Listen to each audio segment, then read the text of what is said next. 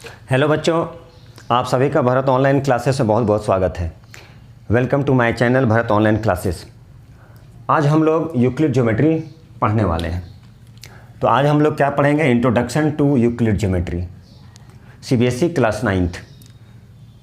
तो देखिए बच्चों, यूक्लिड ज्योमेट्री होता क्या है? जैसे कि आप लोग ज्योमेट्री के बारे में जानते हैं, ज्योमेट्री के बारे में नाम सुन चुके हैं, कुछ पढ़ भी लिए हैं।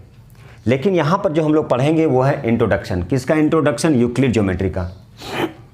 जैसा कि आप लोगों का नाम पता है यूक्लिड, जैसा कि यूक्लिड से पता है किसी आदमी का नाम होगा, नेम ऑफ द मैन। मतलब क्या है? ये किसी आदमी का नाम है तो नेम है। और यही जो यूक्लिड थे जो ज्योमेट्री के बारे में बताएं, इसीलिए क्या कहलाता है? इसे यूक्लिड ज्योमेट्री बोला जाता है। तो ज्योमेट्री का मतलब क्या होता है? यूक्लिड ज्योमेट्री का मतलब होता है, इसका मतलब हो गया जियो प्लस मेट्री।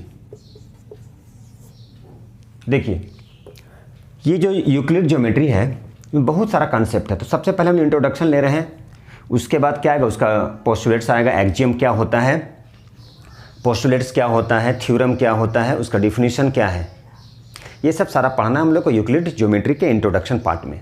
फिर उसके बाद क्या होगा? एक्सरसाइज होगा। तो देखिए, यूक्लिड ज्योमेट्री क्या है? एक मैथमेटिशियन थे जो हमने क्या किया, जिसने एक थ्योरी दिया ज्योमेट्री के बारे में, कंसेप्ट दिए ज्योमेट्री के बारे में, बताएं ज्योमेट्री के बारे में, कुछ हिस्ट्री हम बात करेंगे हिस्ट्री के बारे में भी। तो जियो का मतलब क्या होता है? जियो का मतलब होता है अर्थ। जैसे जियोलॉजी, अर्थ से रिलेटेड जो पढ़ाई होता है उसे बोलते हैं जियोलॉजी। और जियोलॉजी अलग चीज़ होता है, वो आ जाता है बायो का पार्ट। तो जियो का मतलब क्या हो गया? अर्थ। और मेट्रिक का मतलब हो गया मेजरमेंट। क्या हो गया इसका मतलब? मेजरमेंट। तो जियो का मतलब हो गया अर्थ और मेट्रिक का मतलब मेजरमेंट, जो अर्थ को मेजर कर सके। To measure the earth, length of earth, area. तो जो अर्थ को मेजर कर सके वो क्या कहलाता है? उसे ही बोलते हैं ज्योमेट्री। और ज्योमेट्री का जो यूज है बहुत पहले से हो रहा है, एनिशिएंट टाइम से हो रहा है। ये जो ज्योमेट्री है इसका यूज हम लोग बहुत पहले से करते आ रहे हैं, बहुत पहले से ज्योमेट्री का। लेकिन उस समय हम लोग क्या करते थे? बहुत पहले प्रैक्टिकल यूज होता, प्रैक्टिकली यूज करते थे। इसको हम लोग कैसे यूज करते थे? प्रैक्टिकली यूज्ड होता था। प्रैक्टिकली यूज्ड मतलब प्रैक्टिकली हम लोग पहले क्या करते थे? प्रैक्टिकली यूज करते थे। जैसे प्रैक्टिकली क्या यूज करते थे? जैसा कि आप लोग इंडस वैली सिविलाइजेशन के बारे में पता होगा, हड़प्पा संस्कृति, हड़प्पा सभ्यता, उस समय भी मोहनजोदाड़ो, उस समय आप लोगों को ये पता था कि ये खुदाई हुआ है, इससे ये निकला है, जिससे देख के क्या है, आर्कियोलॉजिस्ट जो पता लगाते हैं वो कि पहले अवशेष ढूंढ के उसका, ठीक है। तो पहले जो था इंडस, पहले से हम लोग इस ज्योमेट्री पार्ट का, यूक्लिड के बारे में, यूक्लिड तो एक मैथमेटिशियन थे जो ज्योमेट्री के बारे में एक्सप्लेन किए, ज्योमेट्री के बारे में बताए, ज्योमेट्री का थ्योरम दिए, ज्योमेट्री का पोस्टुलेट्स दिए, एक्सियम दिए और थ्योरम दिए, इसलिए बोला जाता है इसे यूक्लिड ज्योमेट्री। यदि आप भी देंगे कुछ थ्योरी तो आपके नाम पर भी हो जाएगा वो। तो पहले, बहुत पहले से, एनिशिएंट टाइम में इसका यूज हम लोग कैसे करते थे? Practical use. किसका? ज्योमेट्री का प्रैक्टिकली यूज होता था। ये जो ज्योमेट्री जो है कैसे यूज होता था? Used as practically. कैसे यूज करते थे इसे हम लोग? प्रैक्टिकली यूज करते थे। कब यूज करते थे? बहुत पहले, बहुत पहले से यूज होता है, ये कोई नया नहीं है ये ज्योमेट्री। तो पहले हम लोग कब यूज करते थे? जैसे Indus valley civilisation, Indus valley civilisations में, जैसे मान लीजिए हड़प्पा, ठीक है, हड़प्पा सभ्यता, हड़प्पा संस्कृति में मोहनजोदाड़ो हो गया,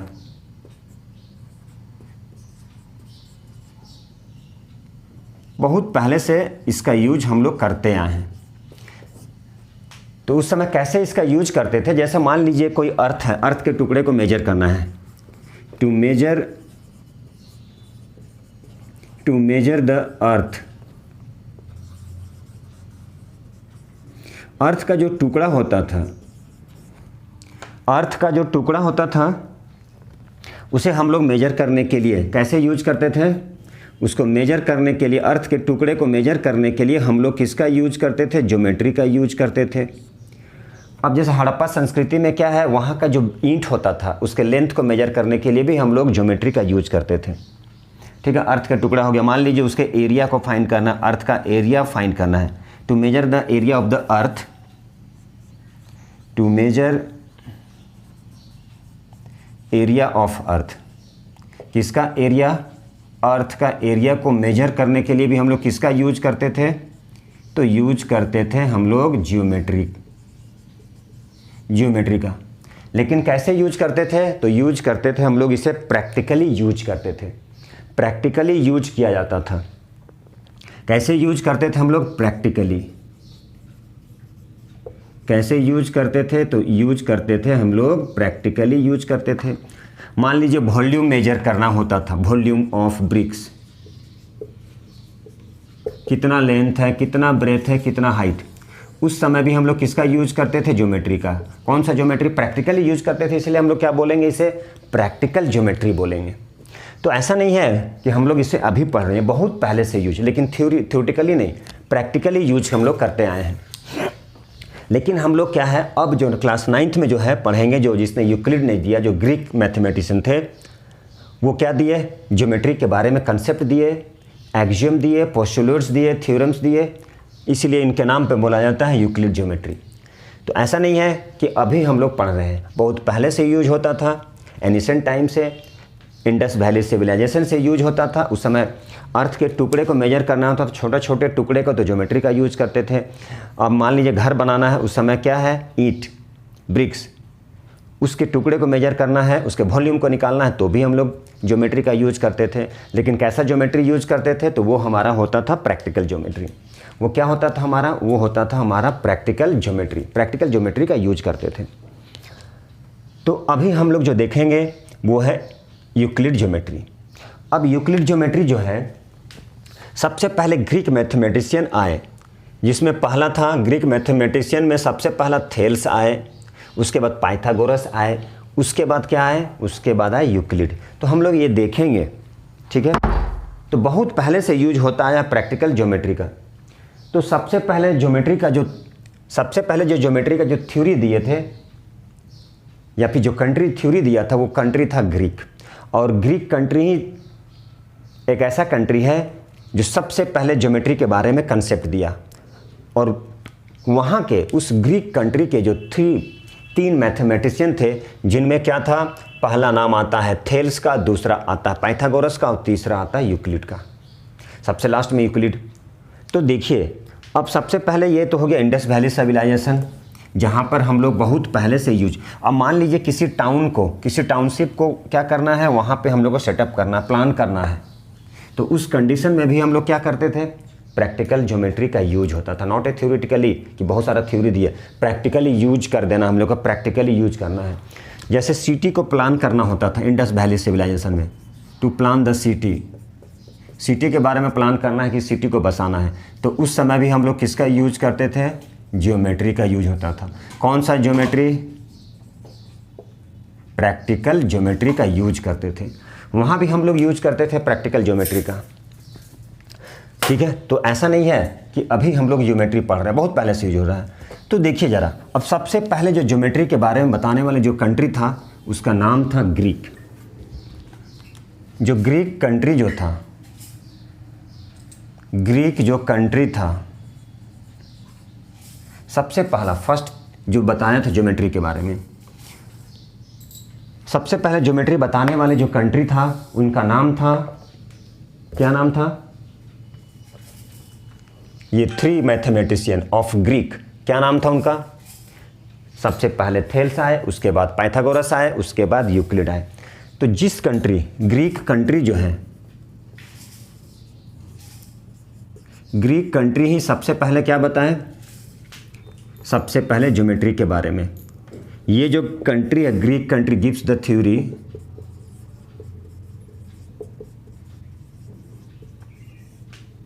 gives the idea of geometry. और इसी ग्रीक कंट्री के 3 मैथमेटिशियन हुए। क्या हुए? एक हुए थेल्स, एक हुए पाइथागोरस और एक हुए यूक्लिड। यही 3 मैथमेटिशियन थे जो ग्रीक कंट्री के थे, थेल्स और पाइथागोरस थ्योरम। तो थेल्स थ्योरम हम लोग क्लास 10th में पढ़ेंगे, थेल्स के बारे में कि थेल्स क्या हुआ, थेल्स थ्योरम होता है। और ये पाइथागोरस तो बहुत पॉपुलर है, जैसा कि आप लोग पढ़ते होंगे, राइट एंगल ट्रायंगल में हाइपोटेनस होता है, मतलब हाइपोटेनस का square is equal to the sum of the square of perpendicular and base. तो ये पाइथागोरस जो है वो भी ज्योमेट्री के बारे में बताएं। ये बहुत सारा थ्योरी दिए, ये दोनों बहुत सारा थ्योरी दिए, gives the theory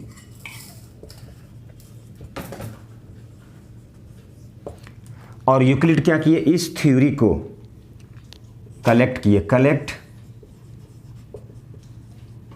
collects all the theory.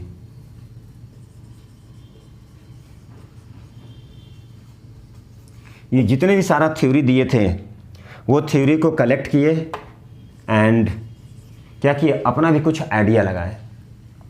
तो जितना भी थ्योरी था, collects all the theory and gives the own idea, और अपना भी क्या दिए, और अपना भी आइडिया दिए। सारा थ्योरी कलेक्ट किए और अपना भी कुछ दिमाग लगाए और अपना भी कुछ आइडिया दिए, दिमाग लगाए और अपना भी कुछ क्या किए, आइडिया दिए। और यही आइडिया देने के बाद 13 या 14 ये ज्योमेट्री से रिलेटेड क्या किए, बुक लिखे। और उसी बुक में से कुछ थ्योरेटिकल पार्ट हम लोग क्या पढ़ते हैं, क्लास 9th में पढ़ते हैं, जिसमें क्या आता है, एक्सियम आता है, पोस्टुलेट्स आता है और थ्योरम आता है, जिसे हम लोग पढ़ेंगे। वो 13-14 बुक बनाए थे, वो बुक लिखे थे वो ज्योमेट्री से रिलेटेड, और उसी का कुछ पार्ट को हम लोग क्या करते हैं, थ्योरी के रूप में क्लास 9th में पढ़ते हैं, और जो क्या कहलाता है, यूक्लिड ज्योमेट्री। यही कहलाता है यूक्लिड ज्योमेट्री। ठीक है, यही था बेसिक कंसेप्ट।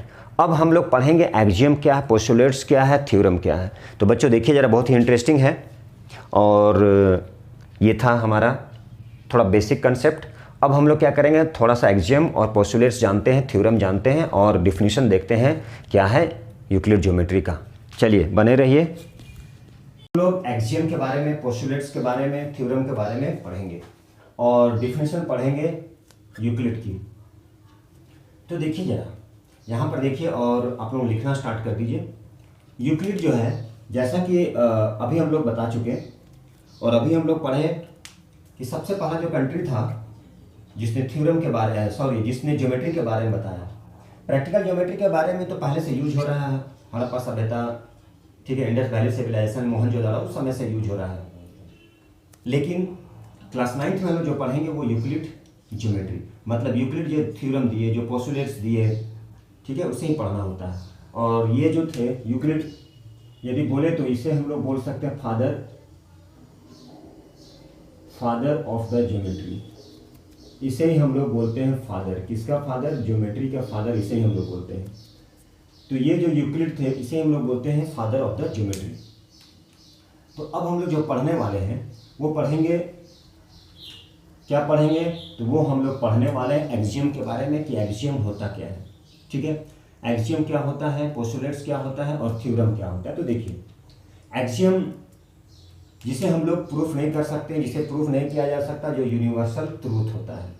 ठीक है, एक्सियम एंड पोस्टुलेट्स। एक्सियम देखिएगा, तो एक्सियम क्या होता है, एक्सियम एंड पोस्टुलेट्स जो होता है एक एजम्पशंस होता है जिसको हम लोग सपोज कर लेते हैं, और जो क्या होता है यूनिवर्सल ट्रूथ होता है जिसको हम लोग प्रूफ नहीं कर सकते, प्रूफ करने की जरूरत नहीं पड़ता है, उसे ही हम लोग एक्सियम और क्या बोलते हैं, पोस्टुलेट्स। तो एक्सियम और पोस्टुलेट्स होता क्या है, तो ये एक्सियम और पोस्टुलेट्स जो है वो क्या है, आर द एजम्पशंस जिसे प्रूफ करने की जरूरत नहीं पड़ता है, जो यूनिवर्सल ट्रूथ होता है, जो यूनिवर्सल ट्रूथ होता है। तो एक्सियम और पोस्टुलेट्स क्या है, एजम्पशंस है, विच आर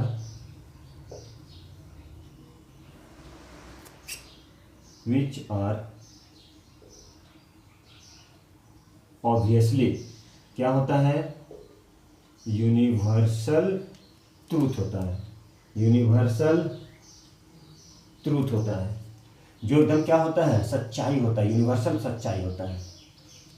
ठीक है, अब यूनिवर्सल सच्चाई होता है जिसे प्रूफ करने की जरूरत नहीं पड़ता है, इसीलिए लिखो ऑब्वियसली क्या है, universal truth and they are not proved. ठीक है, उसे प्रूफ नहीं कर सकते हम लोग, तो वो क्या कहलाया, वो कहलाया axiom and postulates. Axiom and postulate, उसे ही हम लोग क्या बोलते हैं, उसे बोलते हैं एक्सियम और postulates.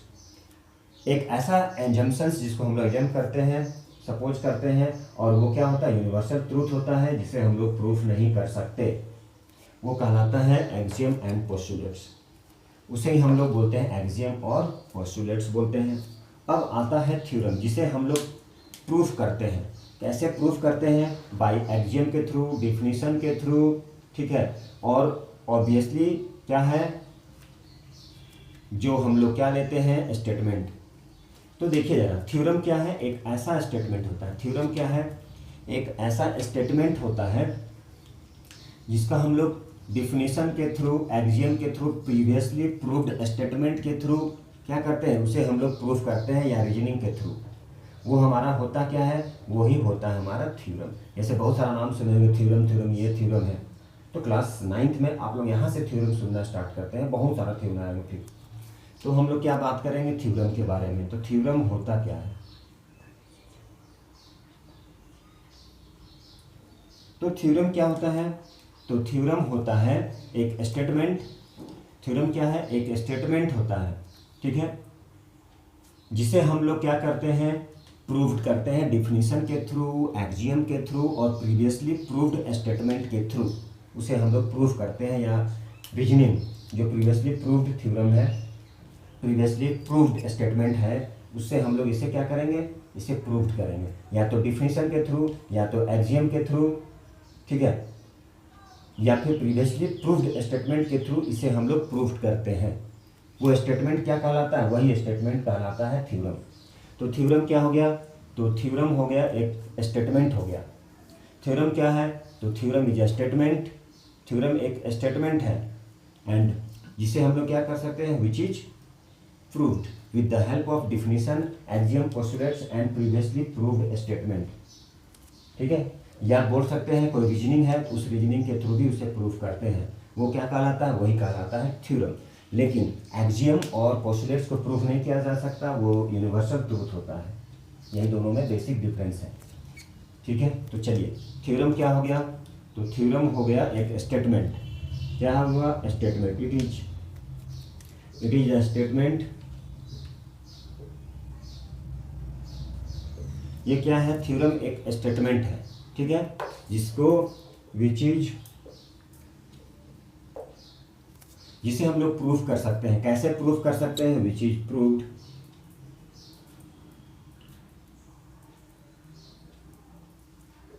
With the help of, किसके हेल्प से,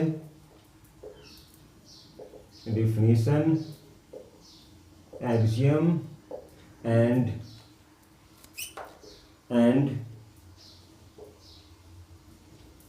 previously proved statement and reasoning बोल सकते हैं।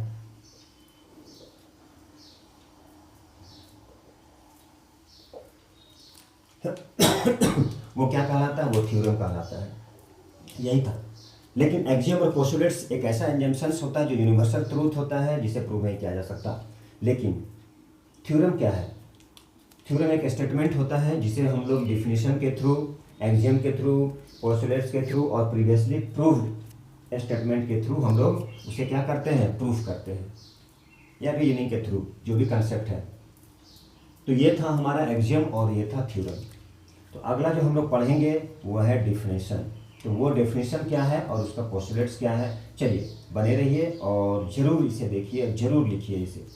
हेलो बच्चों, अब हम लोग क्या पढ़ने वाले हैं, अब हम लोग डेफिनेशन देखेंगे।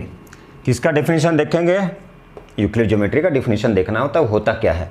तो देखिए जैसे मैंने 7 का 7 डिफिनीशन लिखा है, इसे एक्सप्लेन करते हैं हम लोग, और आपको ये जानना है तो मैं पूरी कोशिश कर रहा हूँ आपको एक्सप्लेन करने की। तो ये है क्या, a point is that which has no part. पहला है डेफिनेशन यूक्लिड ज्योमेट्री का, अ पॉइंट इज दैट, ठीक है, विच हैज़ नो पार्ट। मतलब ये जो मान लीजिए ये जो डॉट दिए, ये जो पॉइंट है, क्या ये पॉइंट में बोला जा रहा है विच है नो पार्ट, कोई पार्ट है क्या? कोई पार्ट नहीं है, क्योंकि इसमें तो होता नहीं, ना ब्रेथ होता है, ना लेंथ होता है, ना थिकनेस होता है। तो पॉइंट इज दैट विच है नो पार्ट, पॉइंट का कोई पार्ट नहीं होता। दूसरा है अ line is breadthless length. Line जो होता है, लाइन क्या होता है, उसमें ब्रेथलेस लेंथ होता है। ब्रेथ होता है क्या इस लाइन में? ब्रेथ तो होता नहीं है। मान लीजिए एक लाइन है, तो बोला जा रहा a line is breadthless length. Breadth का मतलब जैसे लेंथ ऑफ ब्रेथ होता है, चौड़ा होता है क्या ये? नहीं। तो लाइन क्या है? लाइन एक क्या होता है? ब्रेथलेस लेंथ होता है। इसमें कोई ब्रेथ नहीं होता है, कोई विड्थ नहीं होता है, सिर्फ लेंथ होता है। तो पहला जैसे बोला गया पॉइंट इज दैट विच है नो पार्ट, पॉइंट में कोई पार्ट नहीं होता, किसी का पार्ट नहीं होता है पॉइंट, ठीक है, ना उसमें थिकनेस होता है, ना ब्रेथ होता है, ना लेंथ होता है, कुछ नहीं होता है। लाइन क्या है? ब्रेथलेस लेंथ होता है। लाइन है ये जो लाइन है उसमें क्या ब्रेथ है? नहीं है। तो लाइन में कोई ब्रेथ नहीं होता है, ब्रेथलेस होता है वो। तीसरा है the end of a line are point. जैसे इसी पे end of a line are the point, जैसे मान लीजिए यहाँ पे लाइन का एंड हो गया, ये लाइन का एंड हो गया, तो वो क्या होता है? लाइन का जो एंड होता है वो क्या होता है? वो होता है पॉइंट। लाइन का जो एंड है वो क्या होता है? वो होता है पॉइंट। तो थर्ड क्या लिखा? The end of a line are point. Line जहाँ पे एंड करता है वहाँ पे क्या होता है? वहाँ पे होता है पॉइंट होता है। जहाँ पे लाइन एंड करता है वहाँ पे क्या होता है? तो वहाँ पे होता है पॉइंट। ये था नंबर 3। अब हम लोग नंबर 4 में आएंगे। The straight line is a line which lie with the point on it self. जैसे मान लीजिए ये स्ट्रेट लाइन है, तो ये जो स्ट्रेट लाइन है वो एक ऐसा लाइन है जो कहाँ पे लाई करता है? With the point on it self, अपने पॉइंट पे। जैसे जनरली क्या होता है, ये स्ट्रेट लाइन जैसे मान लीजिए dot dot dot dot dot, इसे ही हम लोग कंबाइन करते हैं ऐसे ऐसे ऐसे, तो ये क्या बनता है? Straight line. तो यही बोला जा रहा है कि द स्ट्रेट लाइन एक ऐसा लाइन है जो लाई करता है पॉइंट पे, ऑन इट सेल्फ, अपना पॉइंट पे। तो जैसे देखिए मान लीजिए डॉटेड लाइन, यहाँ पे क्या है? पॉइंट होता है, बहुत सारा पॉइंट होता है, और वही पॉइंट क्या होता है? लाई करता है स्ट्रेट लाइन पे। इसलिए बोला जा रहा है कि the straight line, straight line क्या है? एक लाइन है। Straight line is a line which lie with the point, जो कहाँ पे लाई करता है? पॉइंट पे लाई करता है। किसके पॉइंट पे? अपने ही पॉइंट पे लाई करता है। कौन लाई करता है? स्ट्रेट लाइन करता है। जैसा कि हम बता चुके, डॉट डॉट डॉट यदि देंगे, मान लीजिए वो पॉइंट हुआ, उसे हम लोग क्या कर दिए? ड्रॉ कर दिए, तो एक स्ट्रेट लाइन बन गया। तो ये जो स्ट्रेट लाइन है एक ऐसा लाइन है जो लाई करता है पॉइंट पे, और किसके पॉइंट पे? अपने पॉइंट पे।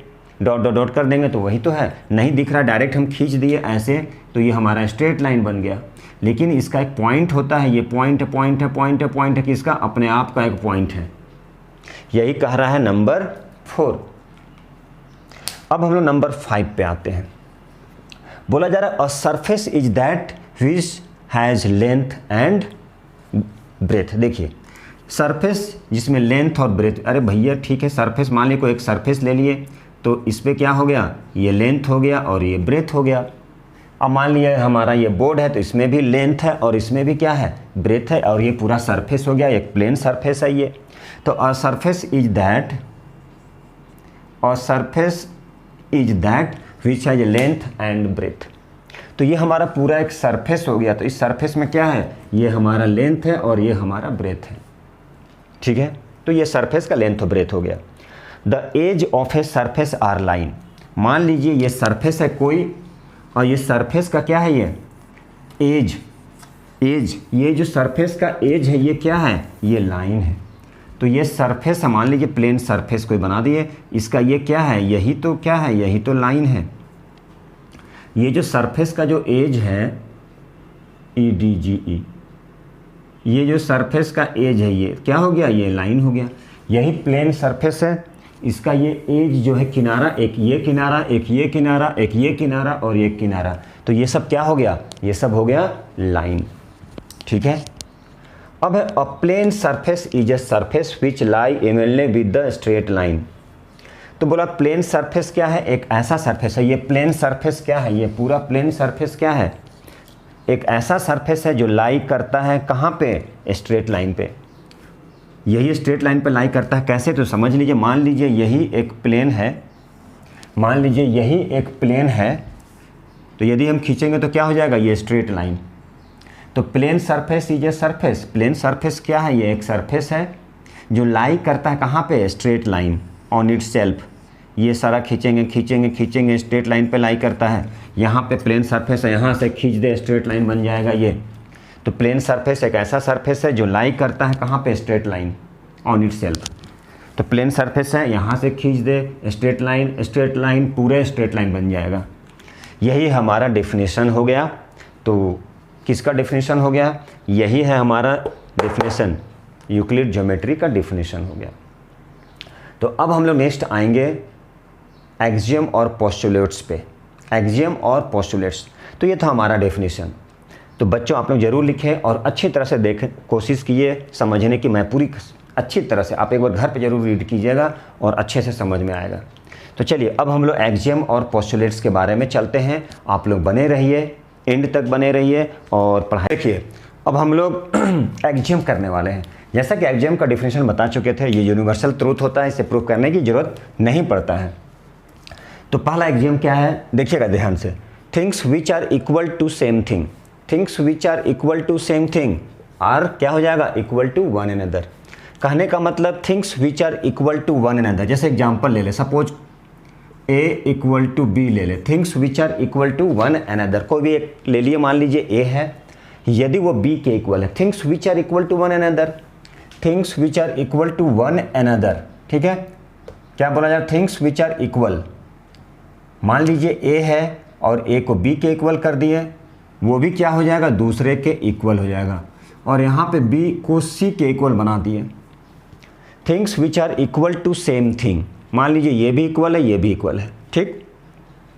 और यहाँ पे क्या ले लिए, बी को सी के इक्वल बना दिए। तो हम लोग इसके डिफिनीशन से क्या लिख सकते हैं कि ए भी किसके इक्वल आ जाएगा, सी के इक्वल आ जाएगा। यही कह रहा है ये। तो बार बार बोले एक्सियम को प्रूफ करने की जरूरत नहीं है, प्रूफ नहीं कर सकते हम लोग, ठीक है। तो देखिए things which are equal to, इसे हम लोग क्या करेंगे, एजम्प करते हैं, एजम्पशंस लेते हैं हम लोग। इसको प्रूफ नहीं किया जा सकता, थ्योरम को प्रूफ किया जा सकता है। जो थ्योरम आप लोगों को पढ़ना है, बहुत सारा पढ़ना है, इसको मान के चलना पड़ेगा। यदि कोई बता रहे हैं कि यदि ये एक दूसरे के इक्वल है, ये एक दूसरे के इक्वल है, तो ए और सी के इक्वल है। मान लीजिए आपका जो फ्रेंड है, आप और आपका फ्रेंड राम और मोहन, मान लीजिए यहाँ पे राम और यहाँ पे मोहन दोनों फ्रेंड है, और यहाँ पे मोहन, यहाँ पे सोहन फ्रेंड है। इसका मतलब राम और सोहन भी क्या होगा, फ्रेंड ही होगा। यही कह रहा हमारा पहला एक्सियम। इसको एग्जाम करना पड़ता है, एग्जाम्पशंस लेना पड़ता है, आपको मान के ही चलना पड़ेगा। अच्छा, दूसरा, if equal are added to equal, equal को इक्वल के साथ में ऐड कर देंगे तो जो भी नंबर आएगा वो भी एक दूसरे के इक्वल आएगा। कैसे, तो चलिए देखते हैं इसे, इसको भी एग्जाम्पल लेते हैं। तो इसके नीचे पे एग्जाम्पल ले ले हम लोग। मान लीजिए यहाँ पे 7 और 7 एक दूसरे के इक्वल है। पर if equals are added to equal, equal को इक्वल के साथ में ऐड कर देंगे तो ऐड करने के बाद जो भी होल नंबर आएगा वो एक दूसरे के इक्वल होगा। यही कह रहा है सेकेंड एक्सियम। मान लीजिए दोनों एक दूसरे के इक्वल हैं और यहाँ पे 1 ऐड कर दिए और 7 में भी 1 ऐड कर दिए, तो क्या हो जाएगा, ऐड करने पर होल नंबर 8, इधर भी 8, मतलब 8 और 8 इक्वल ही आ रहा है। यही कह रहा है हमारा कौन, सेकेंड एक्सियम। तो सेकेंड एक्सियम क्या कह रहा है, if equals are added to equal, equal को इक्वल के साथ में ऐड कर देंगे तो जो भी होल नंबर आएगा वो एक दूसरे के इक्वल आएगा।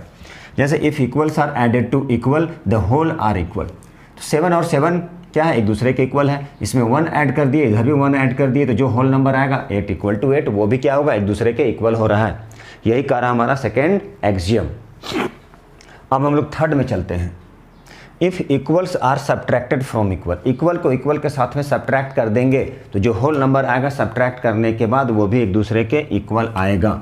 जैसे कुछ एग्जांपल ले ले, मान लीजिए 8 है, उसमें से इधर भी 8 इधर भी 8 वो एक दूसरे के इक्वल है।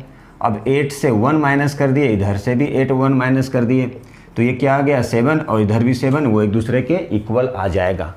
यही कह रहा है हमारा थर्ड एक्सियम, यही कह रहा है। ठीक है, चलिए समझ में आ रहा होगा। अब things which are coincide with one another. अब थिंग्स विच कॉन्साइड कर जाता है एक दूसरे का, एक दूसरे से कॉन्साइड कर जाएगा, तो वो भी कॉन्साइड करने के बाद क्या हो जाएगा, वो एक दूसरे के इक्वल होगा। मान लीजिए एक यहाँ पे ले ले ब्लैक पेपर, ब्लैक कार्ड ले लेते हैं यहाँ पे, ठीक है, और यहाँ पे एक ले लिए, ये हो गया ब्लैक कार्ड और ये हो गया वाइट कार्ड। तो अब हम लोग ब्लैक कार्ड जो है, मतलब कॉपी से भी ले सकते थे कि एक ब्लैक कॉपी है, ठीक है, मान लीजिए ये ब्लैक कॉपी है और ये वाइट कॉपी है। अब ब्लैक कॉपी और से वाइट कॉपी को ढक दिए तो क्या हो गया, वो वाइट कॉपी कंप्लीटली ढक जाएगा, कॉन्साइड कर जाएगा, कंप्लीटली ढक जाएगा वो, कब, जब आइडेंटिकल होगा। तो क्वेश्चन बोल रहा है things which are coincide with one another, यदि ये एक दूसरे कॉन्साइड कर जाता है। यहाँ पे बुक कुछ रख दिए, मान लीजिए यहाँ पे बुक रखे, क्या रखें, ब्लैक कॉपी रख दिए, ठीक है, ये ब्लैक कॉपी और वाइट कॉपी है, तो ब्लैक कॉपी को वाइट कॉपी के ऊपर में रख दिए तो वो ढक जाएगा, मतलब कॉन्साइड कर जाएगा। उसी तरह से वाइट कॉपी को भी क्या करेंगे, ब्लैक कॉपी के ऊपर में रख दें तो वो क्या करेगा, उसको कॉन्साइड कर जाएगा। कहने का मतलब जब दोनों कॉन्साइड कर जाएगा एक दूसरे का, इसका मतलब ब्लैक और वाइट कॉपी भी क्या हो जाएगा, ये ब्लैक कॉपी और वाइट कॉपी भी क्या हो गया, एक दूसरे के इक्वल हो गया। लेकिन कब, जब एक दूसरे को दोनों कॉन्साइड कर जाए। ब्लैक को ढकेंगे वाइट में तो वाइट को कॉन्साइड कर जाएगा, वाइट कॉपी को ढकेंगे ब्लैक वाले में तो वो कॉन्साइड कर जाएगा। उस कंडीशन में दोनों, एक ब्लैक और वाइट कॉपी दोनों एक दूसरे के इक्वल हो जाएगा।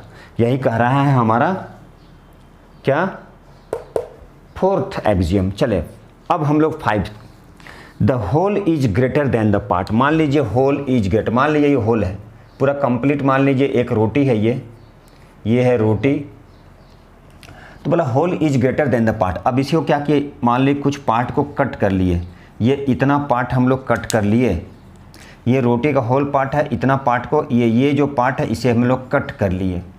तो कट कर लिए, इसे कट करके बाहर कर लिए, the whole is greater than the part. तो ये कट करके निकाल दिए तो होल जो पार्ट होगा वो हमेशा क्या, बड़ा वाला पार्ट हमेशा ग्रेटर होगा।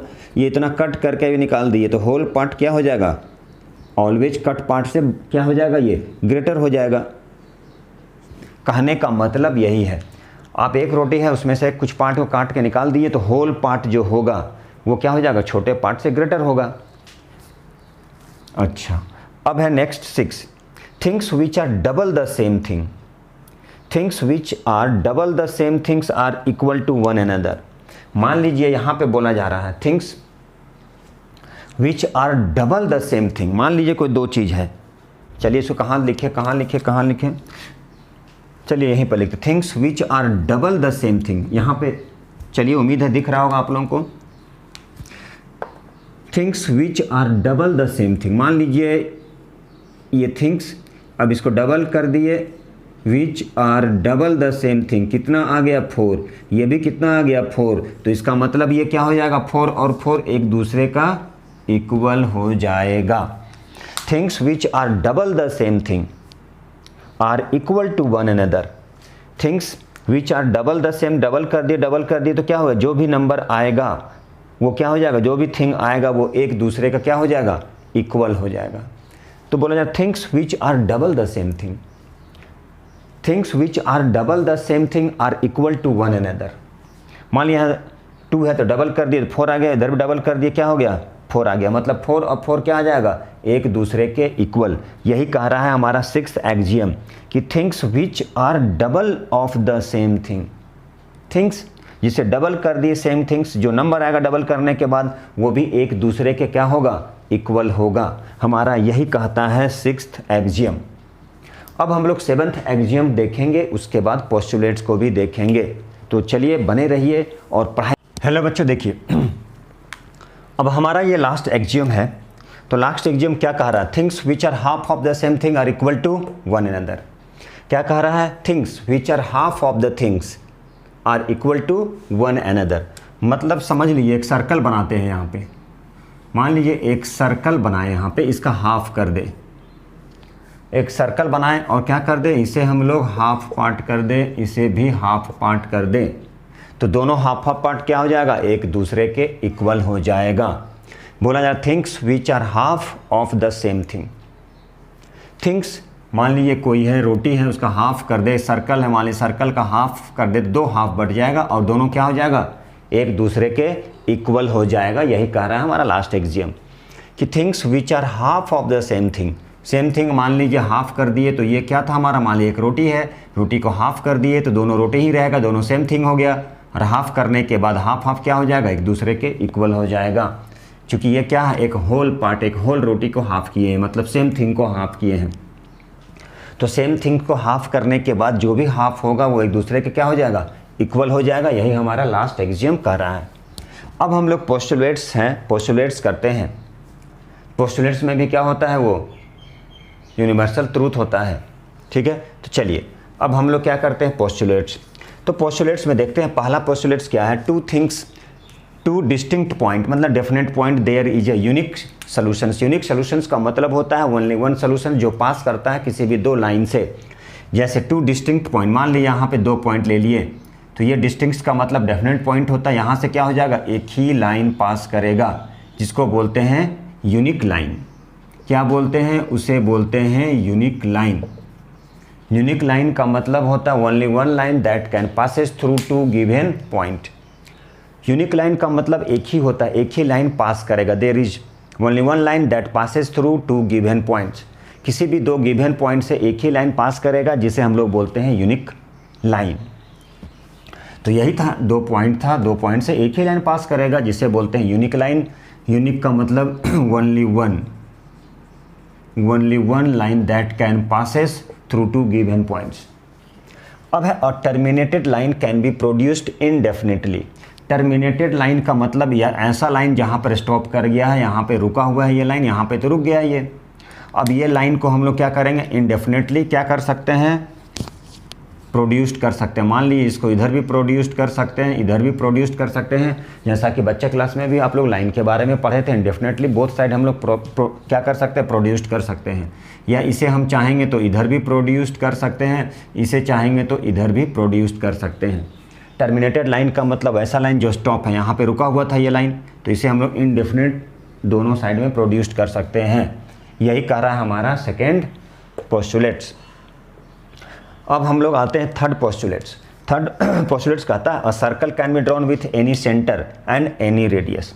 तो सर्कल को हम लोग क्या कर सकते हैं? एनी रेडियस, कोई भी रेडियस लेके क्या कर सकते हैं? एक सर्कल ड्रॉ कर सकते हैं सेम रेडियस। मान लीजिए ये, मतलब कॉन्सेंट्रिक सर्कल बन जाएगा। एक ही सेंटर है, वहाँ से बहुत सारा सर्कल ड्रॉ कर सकते हैं, और भी क्या होना चाहिए? Same centre. तो यही लिखा है हमारा थर्ड पोस्टुलेट्स। क्या लिखा है? A circle can be drawn with any centre any radius. तो एनी सेंटर मान लीजिए 2 सेंटीमीटर का रेडियस लिए थे, सेम है, 3 का ले लिए, 4 का ले लिए, तो एक सर्कल बन गया। और इस टाइप का जो सर्कल बनता है जिसका सेम सेंटर होता है उसे बोलते हैं कॉन्सेंट्रिक सर्कल। तो ये था हमारा नंबर थर्ड। तो अब आ गया number 4, all right angles are equal to one another. क्या बोल रहा है? All right angles are equal to one another. मान लीजिए एक इसका राइट एंगल बनाते हैं, यहाँ पे मान लीजिए सपोज कीजिए ये राइट एंगल बनाए, ये 90 डिग्री है। चलिए इधर भी एक राइट एंगल बनाए, तो ये राइट एंगल और ये राइट एंगल क्या हो जाएगा? ये एक दूसरे के इक्वल हो जाएगा। यही कह रहा हमारा फोर्थ पोस्टुलेट्स। बोला all right angles are equal to one. जितना भी राइट एंगल बना दें वो क्या हो जाएगा? ये इधर था राइट एंगल, इधर भी राइट एंगल बन गया, तो वो एक दूसरे के क्या हो जाएगा? इक्वल हो जाएगा। मतलब ये राइट एंगल और ये राइट एंगल क्या हो जाएगा? इक्वल हो जाएगा। यही हमारा फोर्थ एक्सियम है। अब हम लोग बात करेंगे फिफ्थ एक्सियम का। तो 2 मिनट, क्योंकि यहाँ पे लग रहा है कुछ प्रॉब्लम है, तो इसे थोड़ा सा ऊपर कर लेते हैं ताकि आप लोगों को अच्छी तरह से दिख जाए, कटे नहीं। चलिए ये हमारा लास्ट एक्सियम है, इसके बाद एक्सरसाइज भी होगा, तो देखिए ज़रा। Last postulates. बोला if a straight line are falling on straight line. अब इसे हम लोग थोड़ा सा समझते हैं। क्या बोला है? If straight line falling on two straight line makes the interior angle. जैसा कि आप लोगों को पता है इंटीरियर एंगल्स होता क्या है और एक्सटीरियर एंगल्स क्या होता है, तो देखिए ज़रा इस पोस्टुलेट्स को समझाने की कोशिश कर रहे हैं और आप लोग भी इसे क्या कीजिए, देखिए ज़रा अच्छे से समझने की कोशिश कीजिए। तो ये क्या कह रहा है? ये कह रहा है if straight line is falling on straight line. अब हम यहाँ पे एक स्ट्रेट लाइन बनाते हैं, ठीक है। देखिए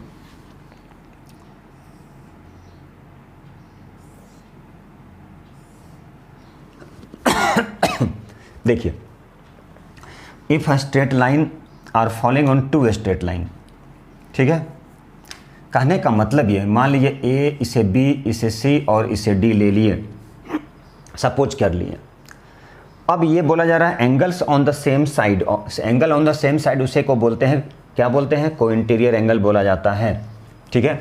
meet on that side on which the sum of angle is less than the right angle. देखिए क्या कहता है, यदि सपोज कीजिए ए प्लस बी जो है, मतलब ये जो ए प्लस बी है, सम बोला जा रहा है सेम साइड का, ये ए प्लस बी, जैसा कि क्वेश्चन में बोल रहा है ए प्लस बी कितना है, मान सपोज ये 180 डिग्री, जैसा कि पोस्टुलेट्स में बोला जा रहा है two right angles. Two right angles का मतलब हो गया 180 डिग्री। और ये जो स्ट्रेट लाइन है, इस लाइन के एक ही और मान लीजिए सपोज कीजिए ए प्लस बी यदि आता है लेस देन 180, मतलब 100 से 130 डिग्री सपोज कर लिए, और यहाँ पे सी प्लस डी यदि ये ग्रेटर है 180 के, मतलब मान लीजिए 230 240 कुछ भी ले लीजिए, तो यदि a प्लस बी जो है मतलब 130 यदि लेस देन हो जाएगा 180 से, मतलब ये दोनों का सम, तो उस कंडीशन में ये दोनों लाइन जो है वो कहीं जाके मीट कर जाएगा। यही कह रहा है हम। देखिए बच्चों एक बार मैं फिर से, ये क्या था, लास्ट एग्जाम था, लास्ट पोस्टुलेट था कि if straight line falling on two straight line makes the interior angle on the same side of it is taken together less than the 180 degree. कहने का मतलब यदि a प्लस बी जो है वो टू राइट एंगल से यदि छोटा होता है a प्लस बी का सम, तो ये दोनों लाइन जो है कहीं जाके मीट करेगी, यही कह रहा है। और c प्लस डी को ग्रेटर बना दिए हैं, इसे लेस बना दिए हैं, तो ये जो होगा एंगल a और b का जो सम होगा वो यदि 180 से लेस होता है तो वो लाइन कहीं ना कहीं जाके मिलेगी। यदि हम सपोज कीजिए एंगल सी और एंगल डी, मतलब इंटीरियर एंगल का जो सम था उसको लेस बना देते, इसे ग्रेटर बना देते इसका सम, तो ये लाइन इधर मीट करती। यही कह रहा था हमारा लास्ट पोस्टुलेट्स। तो ये आप लोगों को समझ में भी आ गया, उम्मीद है बहुत अच्छे से समझ में आ गया होगा, ठीक है। तो आप लोग एक बार घर पे ज़रूर पढ़ेंगे इसी उम्मीद के साथ में। और जो हमारे चैनल पे नए हैं तो प्लीज़ लाइक कीजिए, शेयर कीजिए, सब्सक्राइब कीजिए और हमारे ऊपर थोड़ा सा ध्यान दीजिए, ठीक है। तो इसी उम्मीद के साथ में तब तक के लिए thank you very much, bye bye, take care. मिलते हैं अगले वीडियो।